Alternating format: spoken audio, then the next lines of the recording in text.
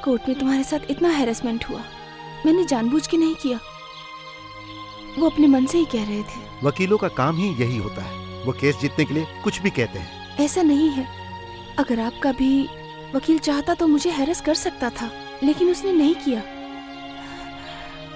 क्योंकि आपने उसे मना किया होगा, है ना? तुम तो अच्छी तरह जानती हो कि व्यक्तिगत तौर पे मैं किसी को परेशान नहीं करता, अपमानित नहीं करता, और वैसे करूंगा भी किसे? अपने ही बेटे की माँ को, अप्पू की माँ को। वैसे हम दोनों के बीच परेशानी नहीं होनी चाहिए। मैं तो बस यही चाहता हूं कि समझौता आपस में ही हो। कोर्ट में जो अप्पू ने किया उससे परेशान नहीं होना। मुझे परेशान देकर वो बर्दाश्त नहीं कर पाया, इसीलिए अप्पू ने कोर्ट में ऐसा रिएक्ट किया।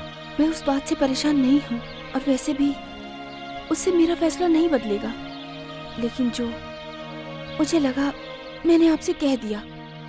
मुझे तो अब डर लग रहा है हमारे अलग होने का असर अप्पू पे पड़ेगा। अब ये समस्या हमारे सामने खड़ी है और इसे किसी भी तरह सुलझाना होगा, वरना कोई खुश नहीं रहेगा। मैं सबसे ज्यादा प्यार करती हूँ तो सिर्फ अप्पू को ही। उसके ही अच्छे भविष्य के लिए मुझे दूसरी शादी भी करनी पड़ी। वो सब मेरे लिए पाप था। तुम तो मेरे बारे में अच्छे से जानते हो ना। लड़कियां कुछ बात बताती हैं और कुछ छिपा लेती हैं, हिम्मत कम होती है ना। वैसे ये बात मैं समझता हूँ, तुम एक बिजनेसमैन की बेटी हो और अपनी बात को साफ तरीके से सामने रखना अच्छी तरह से आता है। तुम मुझसे खुलकर बोल सकती हो।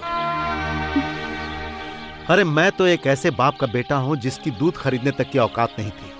हर दुकान पर उधार ही था और उसे चुकाने की भी मेरे बाप की औकात नहीं थी।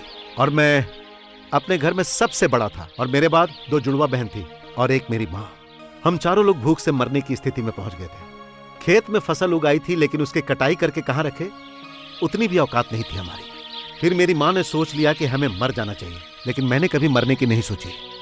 मैंने सोच लिया था कि हर कठिनाई का सामना करूंगा, पर यह कैसे होगा ये मुझे पता नहीं था। उसके बाद एक दिन मेरे गांव में बहुत भयानक बाढ़ आई और सब उसमें डूब के मर गए और मैं किसी तरह पानी में तैर कर निकल गया। उस वक्त मैं समझ नहीं पा रहा था कि मैं अपनी जान बचाऊं या उन लोगों की बचाऊं।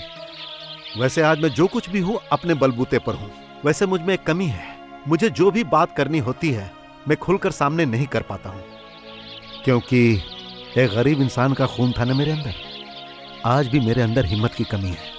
फिर भी जो तुम कहने में हिचक रही हो वो मैं कहता हूं। तुम यही चाहती हो ना कि मैं अप्पू से ना मिलूं, तो नहीं मिलूंगा और मैं ये जगह छोड़ दूंगा। मुझे ऐसी उम्मीद नहीं थी। सुनकर खुशी हुई, लेकिन मैं थोड़ा और पैसा कमाना चाहता हूं। तुम मुझे 1 हफ्ते और झेल लो।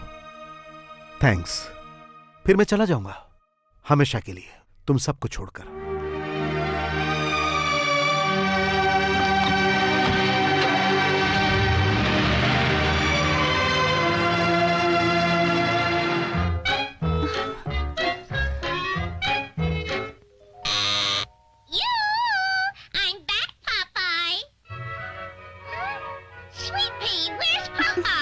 अप्पू थोड़ा वॉल्यूम कम कर लो ना। हेलो, शंकर बोल रहा हूं। हाँ, कौन?